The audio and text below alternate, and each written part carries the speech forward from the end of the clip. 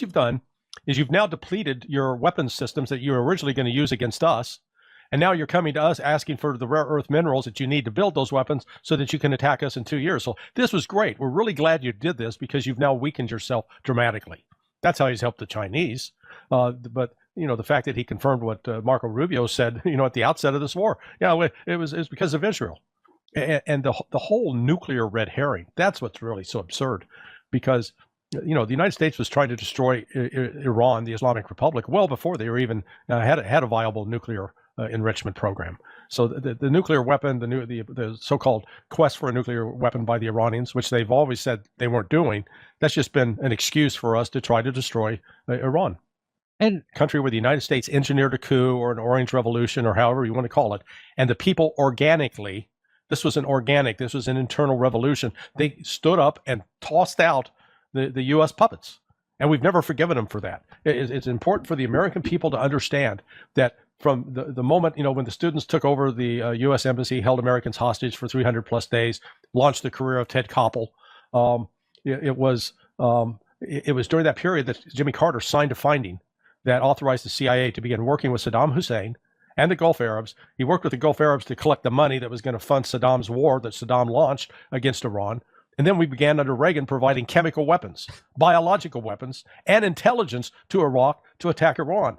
Iran wasn't doing anything with nukes back then, but that our goal. We could not stand the idea of some damn little country defying us and setting up its own government. That drove us crazy. And ended in 1988. That I know the guy who hand-carried the intelligence to the government of Iraq to be used to launch military plans for attacking Iran. Pat Lang, he's unfortunately deceased now. So the United States who's been funding and supporting a terrorist group called the MEK. MEK was put on the list of U.S. designated foreign terrorist organizations in 1997, even though it had a 25-year track record of carrying out terrorist attacks, including attacks against Americans in Iran. But under Barack Obama and Hillary Clinton, they took them off the list. And the CIA, my old outfit, they began working with and providing direct financial support and training to the MEK back in 2004. So we've been the ones carrying out terrorist attacks against Iran. The fact is, Iran has not carried out a single terrorist attack by Iran against the United States. And we say, well, look at what they've done with Hezbollah and Hamas. And again, when you look at the number of terrorist attacks against the United States, 90% of them over since 2000 have been carried out by radical Sunni groups that not only have no connection with Iran, but Iran was actually fighting those groups. So that's the other big lie, that Iran's the number one sponsor of terrorism. No, it's not. And supplying weapons to the very Islamic radicals that attacked us on 9/11. You wrap your mind around that. On the one hand, we say, oh yeah, we're out here to fight this global war on terror. And at the same time, we're providing the weapons, the funding, and the training. That's what was going on in Benghazi. Benghazi, they were collecting weapons, including surface-to-air missiles, from what had been in the Libyan government stockpile. They were being cleaned up. The CIA operation in Benghazi was then shipping them to Turkey through Cyprus. And then those were being funneled into these radical leftists that were in these radical extremists, the Sunnis, that were fighting against the government of Bashar al-Assad. And that's when Iran entered to fight against ISIS, for God's sake. So Russia, that's where we formed these relationships with these radical Islamic, the Wahhabis, the Deobandis out of Pakistan, and that continued after the Soviets left and the Soviet Union collapsed and it became Russia. And starting as early as 1993 was the first Chechen war in Russia, backed by the same Mujahideen that we had been supporting in Afghanistan. Then in 1999 started the second Chechen war. That's what brought Vladimir Putin to power, because the Russian elite said that this guy Yeltsin, he's too drunk all the time. He can't handle this. That was a 11-year war. It ended under Medvedev in 2010. But again, those Islamists that were brought in and working and trying to infiltrate Chechnya, they were from us. We had bought and paid for them. So that's why I say this entire nonsense about, Iran's the number one purveyor of terrorism in the world. Unfortunately, no, it's not. It is us. We've been the ones funding it. We've been the ones enabling it. And people say, well, you hate America. No, I don't hate America. But for God's sake, just open your eyes and look at what's going on. We're America, Ronald Reagan's city on the hill, a light to the world, a shining light of being moral and ethical and trying to protect the world from extremism. And it's okay. I bought into that. And I naively accepted a number of things back then, and including when I moved from CIA down to State Department Counterterrorism Office, and we had the invasion, the Iraqi invasion in August of 1990. And boy, at the time, I had no idea then, even though I had had access to classified material, no idea about our role in the previous 11 years with Saddam Hussein. If I had known in 1990 that we had been providing money and chemical weapons and biological weapons and intelligence to Saddam Hussein, I would have looked at that invasion, the so-called invasion of Kuwait, in an entirely different way, and I didn't. It was only later that I began to discover this. And once you get the full facts and start looking back, you realize the American people have been consistently lied to, gaslighted, and propagandized into perceiving people as enemies who are not really our enemies. And that applies to both even Russia and China, because we've got a war machine that feeds off of, and you know, I'm sure you've had some dealings with Hollywood. You know what it is. You go in to make a pitch, they want to know who is the villain. So you always got to have a villain. And say, oh, give us a good villain, then we can build a story around it. That's been the U.S. foreign policy. Got involved with helping attack Iran, and then Iran shut them down.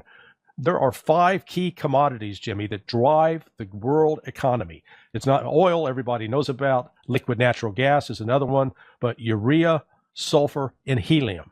You know, 44% of the helium of the world comes out of Qatar.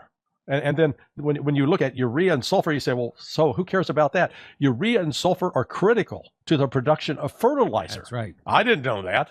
But, you know, once this happened, I started looking into it, I went, oh, my God. So now you're looking at, if you look at plantings in the United States, like with wheat and corn, they're going down. Soybeans going down. You know, farmers, they don't have the fertilizer to put on the crops. So we're going to get a delayed effect because, you know, right now, okay, the food's in the stores. 6 months from now, we could be looking at a completely different picture, and none of this serves the interest of the American people.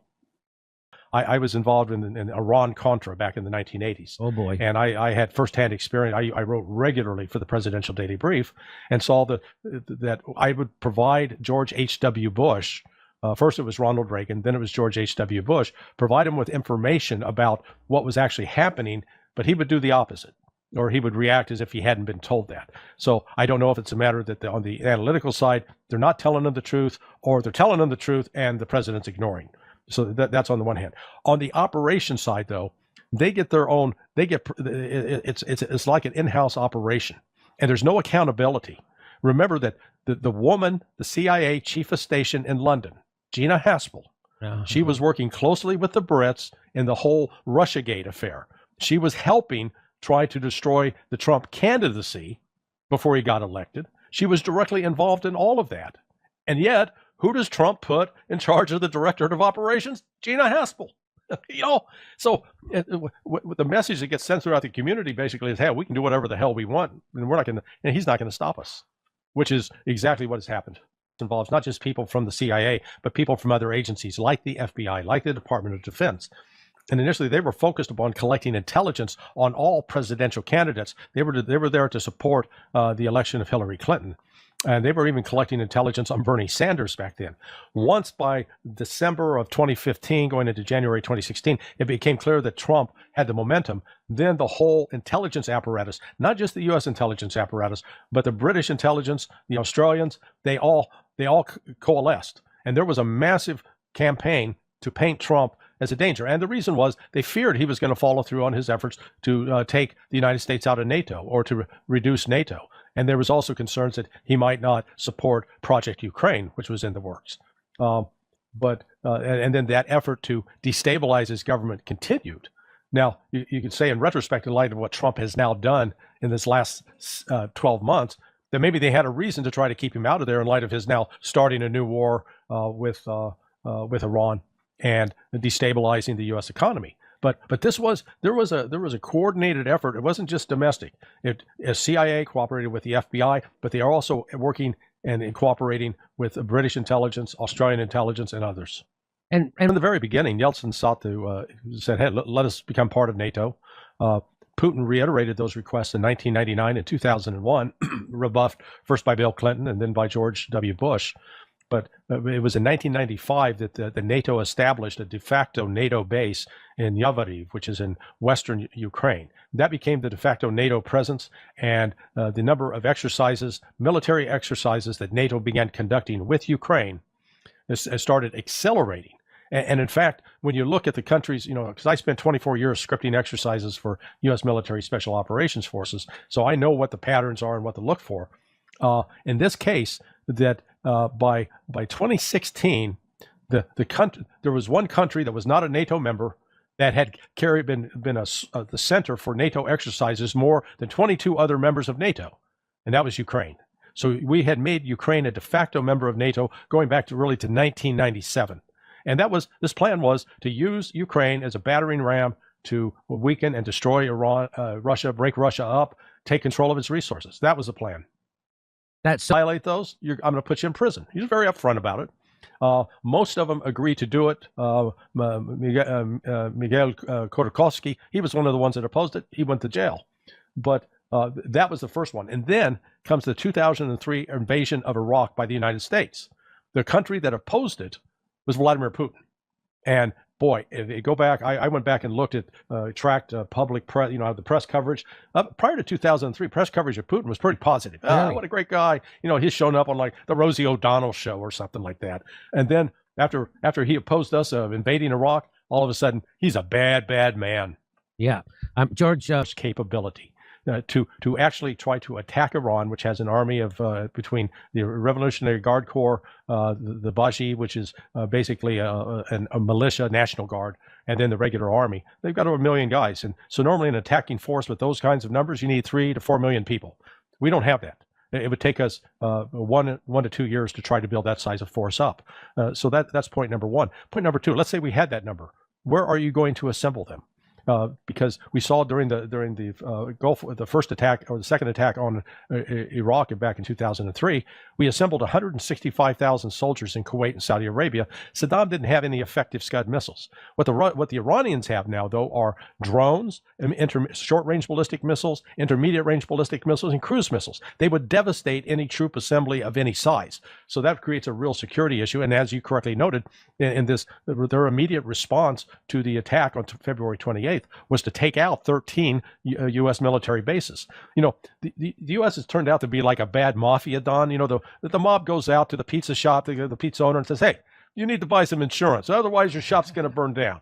Okay? And so all the Gulf Arabs, the Saudis, and the Qataris, Kuwaitis, okay, man, we're paying off the United States. We'll buy your T-bills. We'll buy your weapons. And then what happens? Comes the moment when they're supposed to be protected, they get smoked.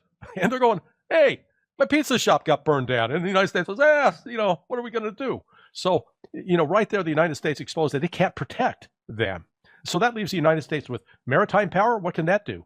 The ships, we're keeping our ships 200 miles offshore of Iran, because if they get closer than that, they're going to get hit with cruise missiles, drones, underwater, many submarines attacking them with torpedoes. So the maritime option's not there. All we have left are air attacks. And our air attacks are using Tomahawks and JASSMs missiles primarily. The problem with that, we're running out of them. Our inventories are being depleted. But we need to rebuild them. But to rebuild them, we need rare earth minerals that are controlled by China. So here's Donald Trump's pitch to the Chinese. Xi, listen, we really need these rare earth minerals. And she goes, well, why? Well, we need to rebuild our Tomahawks and our JASSM missiles. Okay, why do you need to do that? Well, we got to have something to be able to attack you in 2 years. I mean, come on. Reservists, again, they'd have to do some retraining. That gets you up to 1.5 million. So let's say we still got to recruit another 1.5 million. When you figure basic training lasts 13 weeks, then what you call advanced individual training will occupy another 3 to 6 months. So basically, you'd be looking at a year to try to build this up. Well, if you're trying to build that up, do you think Iran's going to be sitting back doing nothing? Saying, oh yeah, let's we'll go on vacation to Cuba or something. No, that's not going to happen. So, this is a policy. What we're failing to understand, and I've got this on very reliable source, that Russia and China are in a coordinated strategy right now that they're going to expel the United States from the Persian Gulf with the cooperation of the Saudis, Qataris, Kuwaitis, and Bahrainis. when Foreign Minister Araghchi of Iran was in Moscow, now it's almost 3 weeks ago, when Vladimir Putin came out and talked about we need to develop a new security architecture in the Gulf. He said that exact phrase, security architecture. A week later, Araghchi, the foreign minister, is in Beijing meeting with Wang Yi, the foreign minister of the Chinese. Wang Yi comes out, says exactly the same thing. And we saw evidence that this is working because remember when Trump announced Project Freedom, we're going to use our Air Force and we're going to blow the hell out of the Iranians. We're going to open the Strait of Hormuz.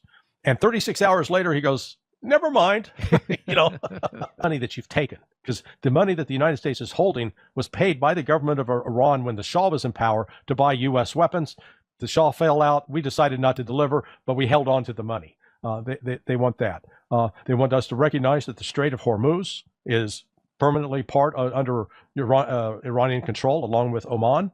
And then the most important part for him is that the war against the Palestinians stop, and against the Lebanese, that it stops. And then last, that reparations are paid to rebuild what has been destroyed in Iran. Those are sort of the 5 key elements. Iran is, they're not saying, okay, we can negotiate on them. Those are non-negotiable points. And the United States, if they want this war to end and to extract ourselves from it, we're going to have to agree to those 5 things. This entire industry that's been built around, we can't figure out, is it global warming or is it global cooling or is it global climate change? I grew up recognizing that, climate changes. It's a dynamic system. It's not a static system. But this attempt to engineer it, and let's add another dimension to this. Why did the CIA and the Department of Defense have over 20 biolabs in Ukraine? What were they doing? And again, it goes along with this line. If you can genetically engineer things that it can damage a target and target a particular population. Now, again, the whole premise on this is that if we get people to stop eating meat, then there's less cows, less cow farts, less, supposedly, reducing cow flatulence will improve the climate. It's such nonsense. But this is where you get the people have these enormous fortunes are able to fund operations like this. That it sounds like something out of a Hollywood script. But the evidence, the evidence supports it. And that's where you have to come back and say, what the hell was the CIA doing in Ukraine with the Department of Defense? You don't need biolabs. That was never, that's only if you're conducting an operation that has an ultimate goal of turning those bioagents into something offensive. So because it's become too much involved with operations overseas that have nothing to do with collecting intelligence about the intentions of foreign governments. It's more that we've become the actor in areas like this and creating biological weapons and creating chemical weapons and destabilizing governments and creating social upheaval. But, frankly, this is why a lot of people voted for Donald Trump. Yeah. They thought he would actually make a difference. And instead, he's become co-opted. He's become worse than Joe Biden now in enabling wars and refusing to hold these agencies to account. It talks a good game, but they don't deliver. And then what happens out of that? People become disillusioned and they walk away. It is true. We need to have an accountable government. People like Thomas Massie have tried to emphasize that, and look at the millions of dollars that are being poured against him because he has the audacity to call out this kind of manipulation. So it is. Ultimately, the legislatures they've got to be held to account. But the problem is there's so much money that it makes it difficult for principled people to survive. So I've made like 6-7 years. Number of suicides went up. Alcoholism soared. The society was devastated. Professionals who had secure jobs, they were suddenly without. But out of that hell, and it was a literal hell for the Russian people in 1991 through 1999. When Putin came into office and focused upon restoring the country and getting the priorities straight, and part of it also involved, it was a religious revival, that the Eastern Orthodox faith of the Russian people, which goes back 1,000 years, that was reignited. And yet the interesting thing within it didn't bring hatred and division towards other religions. In fact, they wound up having more cohesion with like the Muslims within the country. So that's why I look to Russia as a model of how you come out of this, if you will, this totalitarian society, and then you create a society that is open, clean. The economy is amazing. The streets are clean. The cities are pristine. So there's hope.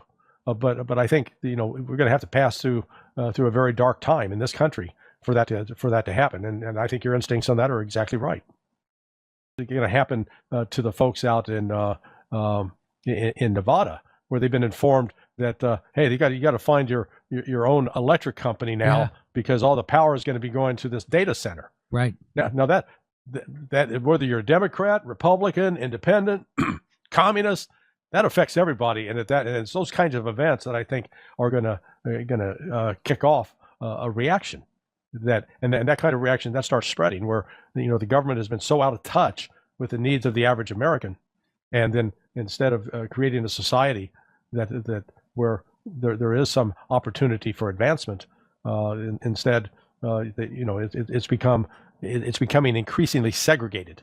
So if you know the right people, if you're born into the right families, you got a leg up. Otherwise, the road to escape poverty becomes more difficult. Larry Johnson.